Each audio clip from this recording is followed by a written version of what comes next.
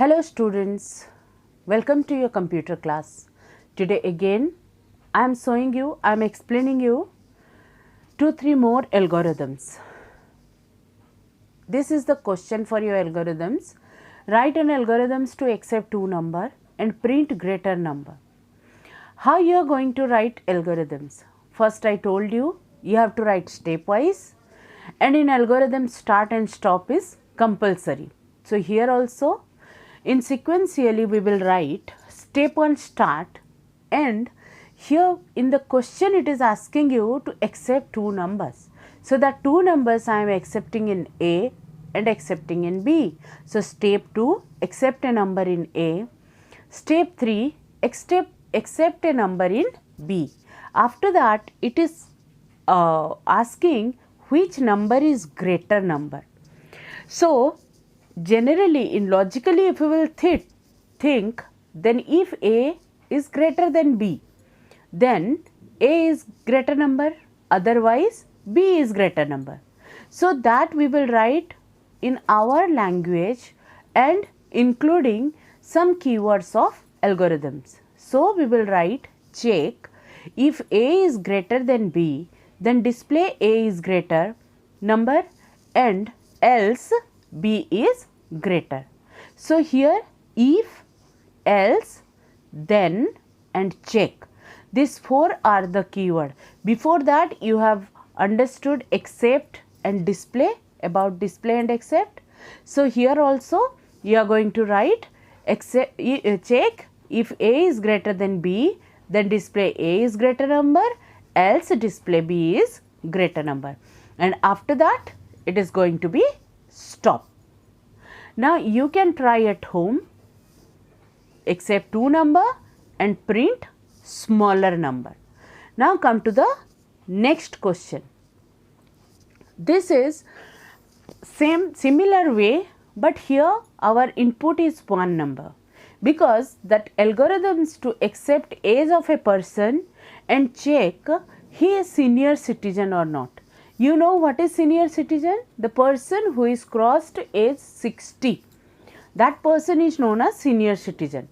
So here I am using some other way also to write, like start accept age in A, because I want to enter only one, that is age. So I am accepting that age in A, and then I am checking A is greater than 60. If my age is greater than 60, then go to steps 4, otherwise step 5. That means if your age is more than 60, then you are going to execute step number 4, which one is written display person name having the age A is senior citizen, and then it will be go to step 6, and step 6 is stop. So once it will be print that person having the age A is senior citizen, then it will be stop your process. Similarly, if your person age is not more than 60, then it is going to step 5. In step 5 it will be display that person having age A is not a senior citizen. So this is one type of decision making statement. You are giving a condition, and according to that condition that computer should give you decision. The decision also you will write. You will instruct that computer, if my condition is this and this condition is true or this condition is satisfied, then you go for some work or some instructions to be followed, and if my condition is false, then you are going to execute some other statements. Similar way you can write another algorithms to accept age of a person and check he is eligible for vote or not. I hope you all know that vote age of the vote is 18. So you can write your algorithms based on that. Now come to the next algorithms. It is also I have entered a number, and it is little bit calculations part is there. Algorithms to accept a number and print a number is odd or even number. Okay, so number will be accepted in A. So accept a number in A. Then step 3 is saying that check if number is what? Number is A. So a mod 2, here that this percentage sign will be divide the number and giving you the remainder. That means a mod 2 equal to 0. What is the meaning of this? This entire statement is new for you, I know that, but here I want to make you clear that modulo sign, that percentage sign is known as modulo, and this percentage sign we are using to find out a remainder of a division. So here it is showing that a divided by 2 equal to 0. That means I am using percentage sign. Here I am not using slash. So percentage sign means my answer will be remainder. So if a mod 2 equals to 0, that means my remainder is 0, then step 4, otherwise step 5.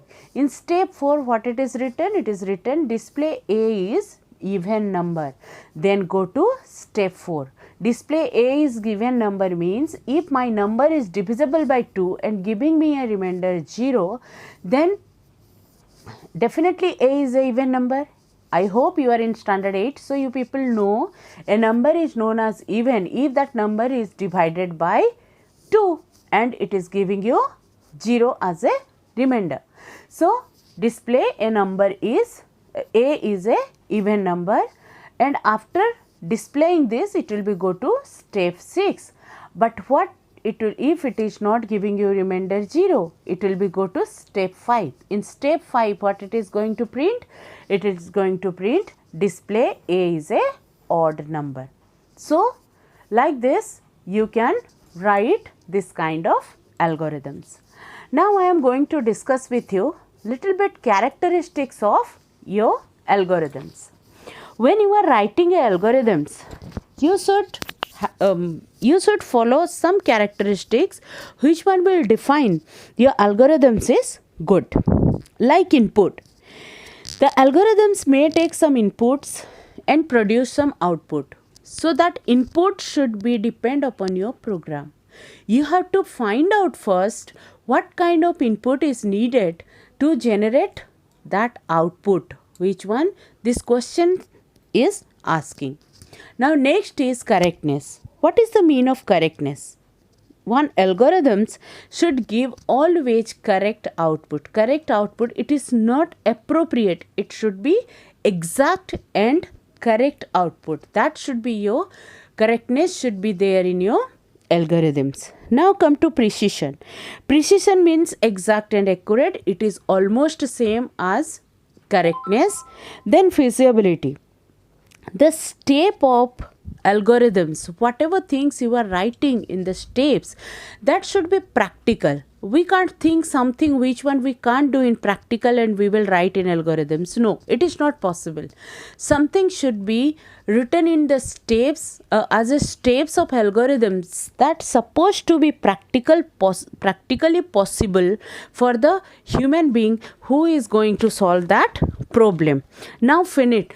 That means it should not be infinity. Infinity means it will be not end, but algorithms always will give a output. That's why when you will get your desired output, that means your program should be stop. It should not be more continue. So algorithms always has a start button and stop button, and then it should give a goals, or it should give you correct output, and it should after the completion of algorithms you should get a correct result. Now generality. A good algorithm should be applicable in generic situation by taking some inputs. That means it should be general. It should not be very specific. It should not be written for only one program, and it cannot be applied for another program. So algorithm should is a just like a formula. That formula we can put in any of the similar type of question and we can get the answer. Last one is output. An algorithm is written to solve a problem. Therefore it should give you output. Now come to the next advantages of algorithms. It is very easy to write in simple English. Should not remember so many different kind of keywords, but which word you are using, that should be that is very simple, and it is common English language. Easy techniques to understand the logic. Whatever things we are writing, that is very easy to all people to understand. Easy identification of the errors by non-IT person. It is written in a simple English. It is written in a simple English, and who is not related to computer world also, that person, by reading the algorithms, by understanding the algorithms, he or she can easily find out the errors. Now at last we will discuss that disadvantages of algorithms. It is time consuming, as it is an additional task before the programming. Difficult to show in branching and looping statement. It is little bit difficult to showing that branching statement. Today whatever things I have shown you, that is known as branching statements. And complex tasks are difficult to write in algorithms. If it is very complex, or 3 to 4 things are together, then it is little bit difficult to write the algorithms. But mostly it is giving you easy way to understand the program, so any problem can be defined with your language is it's needed. So I think algorithms a very good process before writing your program. You're supposed to write this algorithms, and from next class you are going to learn one more topic. That one is flowchart. I know both the topics are new for you, but still it is very interesting for programming, and you're supposed to know before you will go for programming. You're supposed to know how to write algorithms and how to write flowchart. So we will meet again next class. Till that, bye bye. Stay at home and be safe.